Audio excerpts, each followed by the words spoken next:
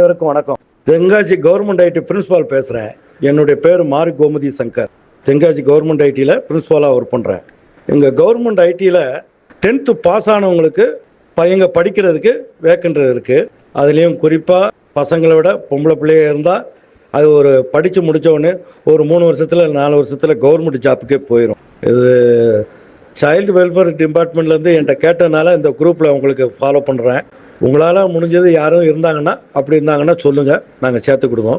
பசங்க அப்ளிகேஷன் போட்டதுக்கு ஒரு 50 ரூபா, அப்ளிகேஷன் போட்டு ஸ்பாட்லேயே அட்மிஷன் போட்டு கொடுத்துருவோம். அட்மிஷன் போட்டோன்னு ஒரு 200 ரூபா, மொத்தத்தில் 250 ரூபா தான் ஃபீஸு. இது போக பிள்ளைங்க பள்ளிக்கூடத்துக்கு வரும்போது பள்ளிக்கூடத்துக்கு வரதா இருந்தால் யூனிஃபார்ம் முதல்ல கேட்போம். யூனிஃபார்மும் நாங்கள் கொடுத்துருவோம். நாங்கன்னா கவர்மெண்ட்டு கொடுத்துருது, அரசாங்கம் கொடுத்துரும். கவர்மெண்ட்டு யூனிஃபார்ம் கொடுத்துரும். சரி சார், யூனிஃபார்ம் கொடுத்துட்டியா, தையக்கூலி யார் கொடுப்பா? அதுவும் கவர்மெண்ட்டு கொடுத்துரும்.